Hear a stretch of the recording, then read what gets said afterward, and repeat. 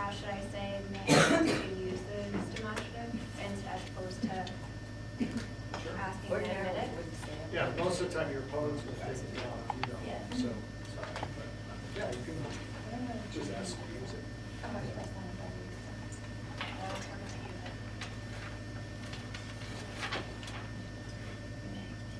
Would the defense like to call its next witness?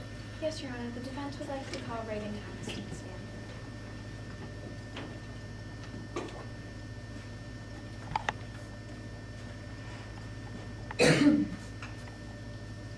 Good afternoon. Good afternoon. And will you please state your full name for the court? My name is Regan Thomas. And Mr. Thomas, how are you employed? I currently work as a news anchor and reporter for B&M. I've been there for 4 years now. And how were you employed prior to working at B&M? Well, after graduating from Columbia, I took up several jobs with local newspapers and small television stations. And what were you doing the night of September 24th, 2006? Well, on that particular night, I was assigned to cover a gun control debate at Midland Civic Center between Professor Elaine Hamilton and gubernatorial candidate Drew Walton. I took Harley Kim, my fellow journalist, with me also. Now, were you able to participate in that post-debate conference? Yes, I went to the post-debate conference and asked Drew Walton a few questions. And then what happened? Well, after that, I really didn't have much to report on, and I was formulating my story, and I heard a gunshot around 9:45. Now, after you heard that gunshot, what did you do? I began to progress towards the back of the Civic Center where I thought the gunshot had come from. And what happened next? Well, I heard a second gunshot, and at that point, I started to run out into the parking lot. And then what happened as you ran into the parking lot? Well, when I arrived in the parking lot, I saw Drew Walton hunching over a body. It appeared to be Professor Hamilton's body. He was touching it. Did you react at all? Yes, at this point I began running towards Drew Walton, and he looked at me and shot up and threw his hands in the air. They were covered in blood. What happened next? At this point I identified the body positively as Elaine Hamilton.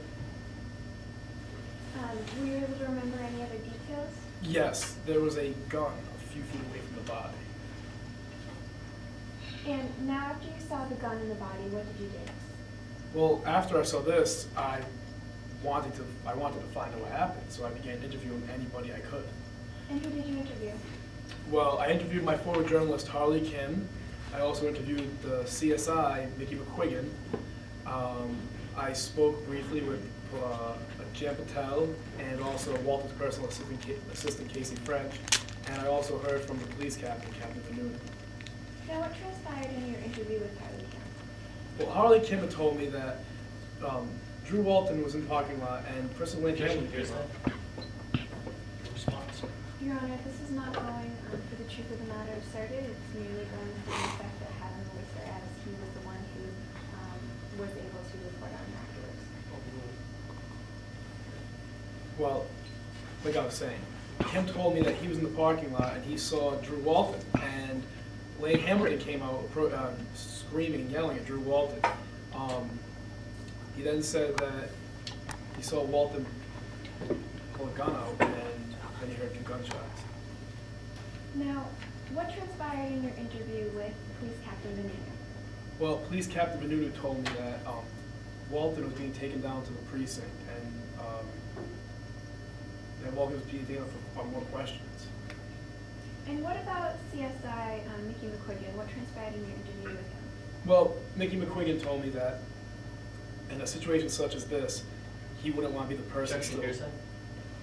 Response.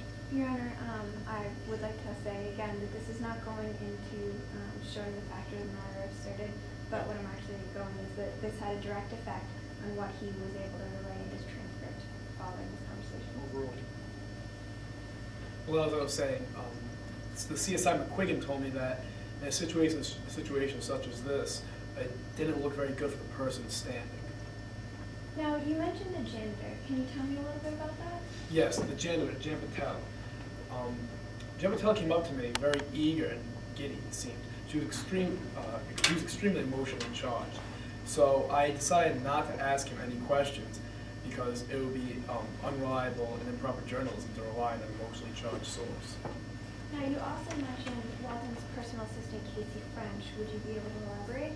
Yes, well, Casey French claimed that she had seen what occurred through Walton's rearview mirror of his car.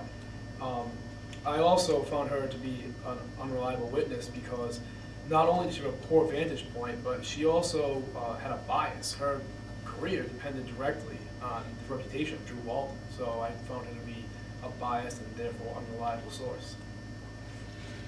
So did that conclude your interviews? Yes, it did.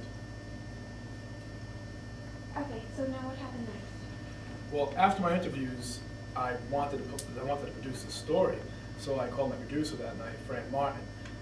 We had a bit of a disagreement, and Fran Martin did not allow me to produce the story, so I sought a second opinion from my president, Kit Berkshire. Now, did you get that second opinion? Yes, I did. I called Kit immediately after speaking with Fran Martin. Kit didn't give me permission immediately to run the story. She wanted me to explain all the evidence and all the facts first. I explained all my interviews as thoroughly as I could. And after hearing my evidence and the facts I gathered, Kit found my evidence to be reliable and deemed that I could run the story. And then what happened? Well, after this, Harley Kim and I put on the story about Drew Walton and Lane Hamilton. Okay, now let's talk about the broadcast itself. Were you able to, do you remember right now the exact wording of the transcript that you had from that night? Well, I don't remember everything that was said, but I remember what I said that night. Do you think that it would help you to have, to be able to see a copy of the transcript? Absolutely. Your Honor, may I ask that we really use the demonstrative? Yes, you do.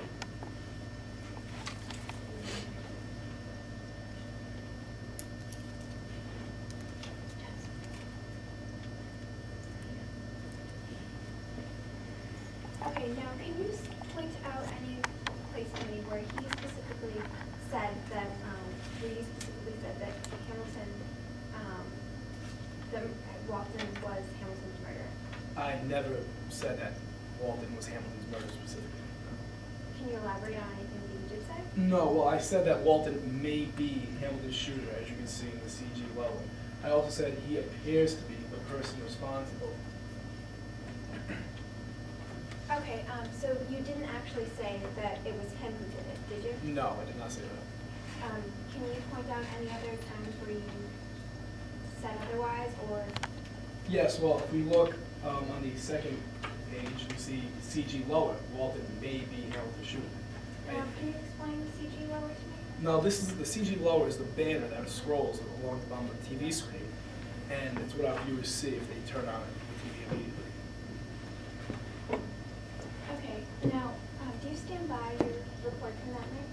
Yes, I do. I gave my opinion of the facts that I had gathered. I collected my evidence thoroughly, and I reported what I had seen and heard. Are there any questions at this time, Your Honor? Cross-examination? Yes, Your Honor.